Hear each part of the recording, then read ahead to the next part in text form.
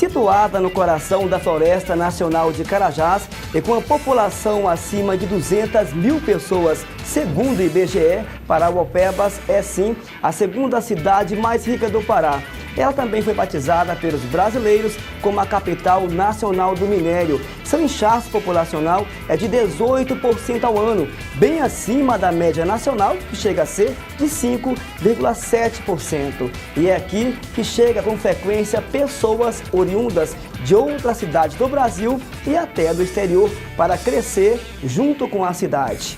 Uma delas é o entrevistado especial de hoje, o excelente juiz Líbio Araújo Moura, que já está comigo no estúdio. Eu sou Antônio Marcos, o RBA Entrevista está no ar.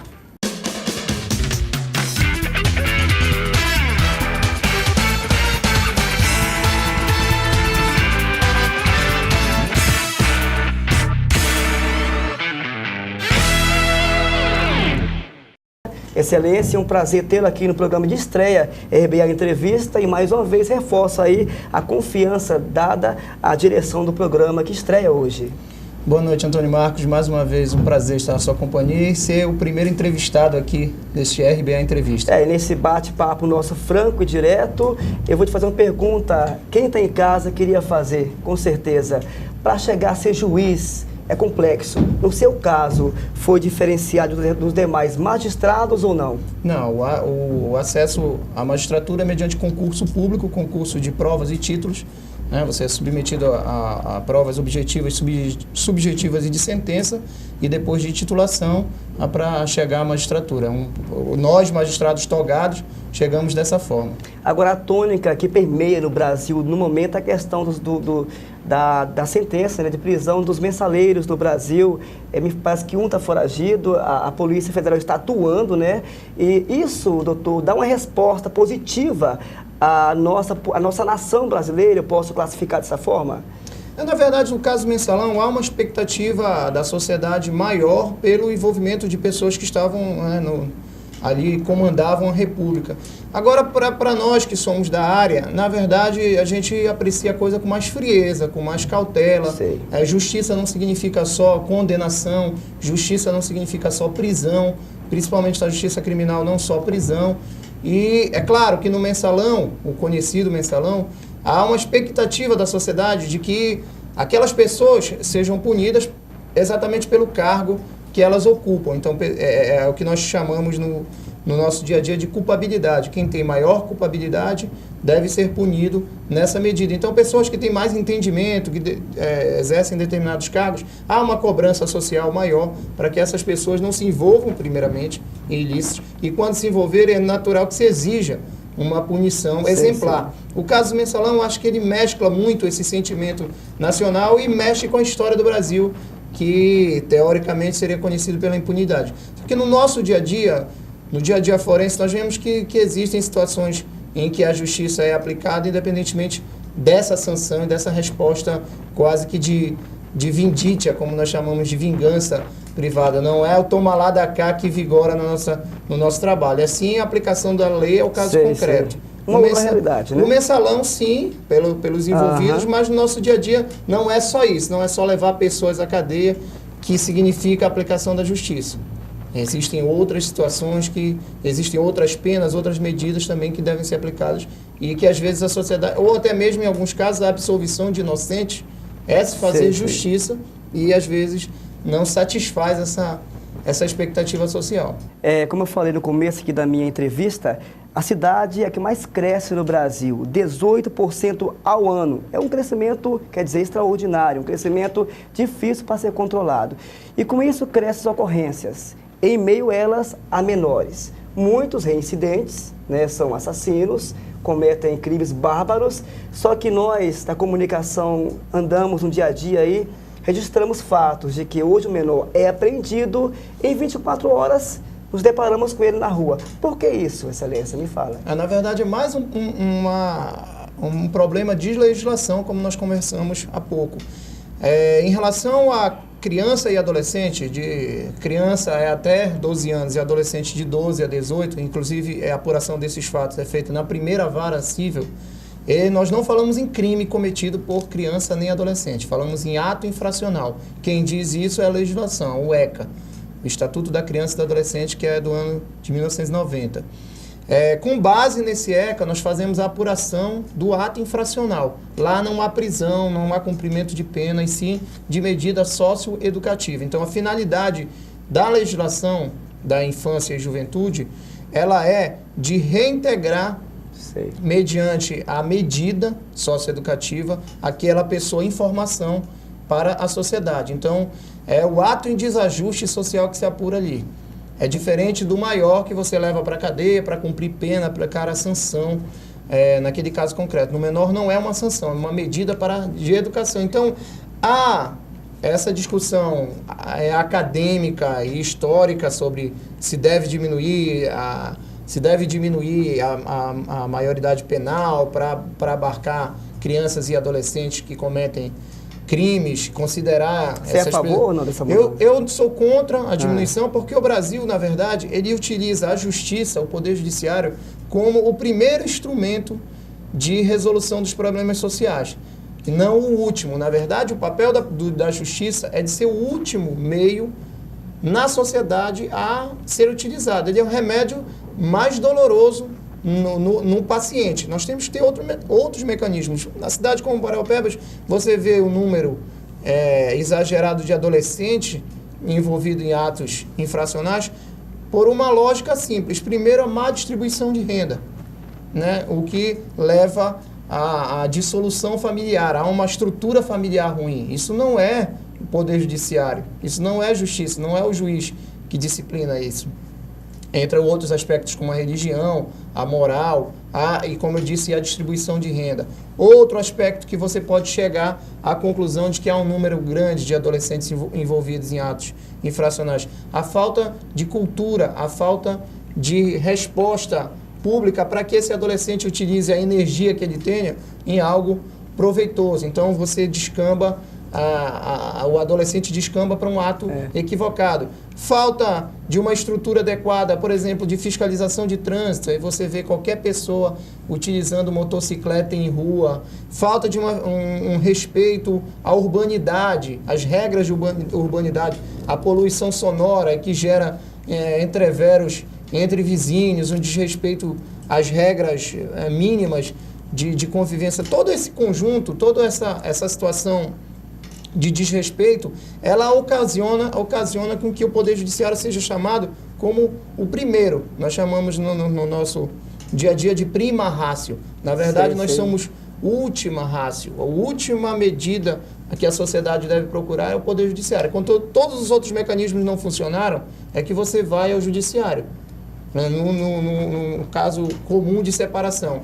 Quando você procurou os demais familiares, quando você procurou o seu pastor, o seu padre, o seu líder religioso para discutir aquela separação, quando todos ali não conseguiram dar um caminho, aí você vai procurar a justiça para que ela dê, né, a última palavra numa separação.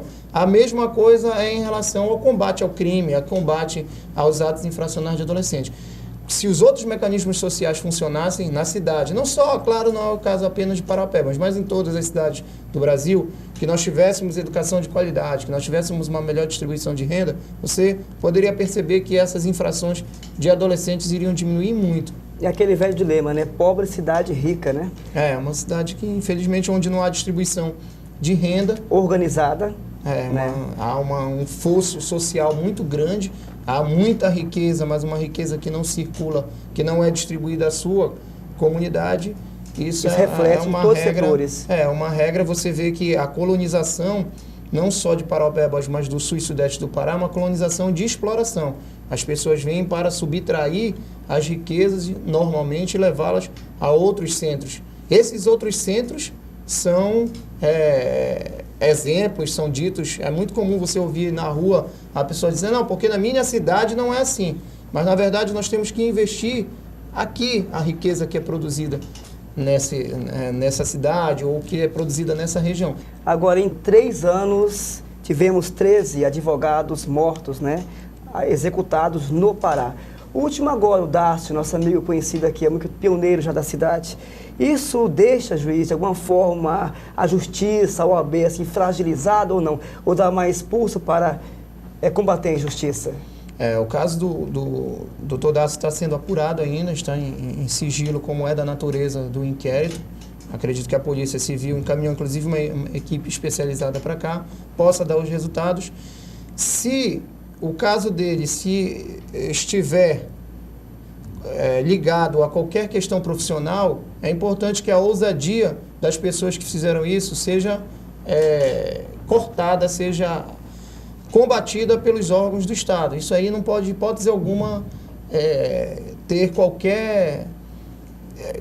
ganhe qualquer conotação de intimidar o exercício, seja da advocacia, seja dos demais órgãos que estão ligados à justiça. Hoje, ser juiz de Parauapebas é um risco constante. No seu caso, há aquela questão de se preocupar mais com a questão de sair à noite?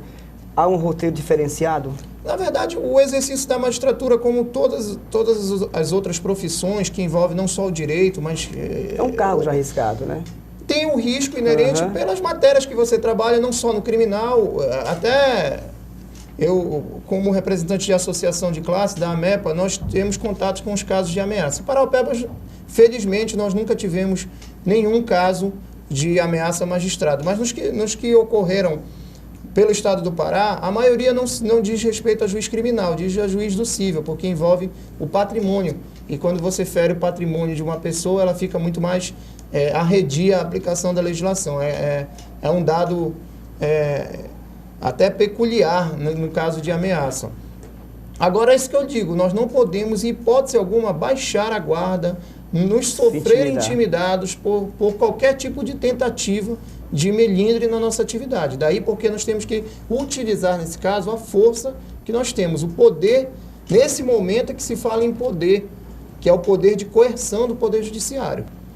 Uma outra cobrança em relação à cadeia pública da cidade, né? Que foi feita aí, era uma delegacia, foi desativada, virou um presídio improvisado, fica em meio à cidade. Lá tem o quê? São celas não seguras, tivemos aí fugas, tentativas. Agora, recentemente teve uma confusão, 6 presos de justiça ficaram feridos, houve aquela conotação em meio à população e o presídio está saindo. Tem como acelerar esse processo ou não?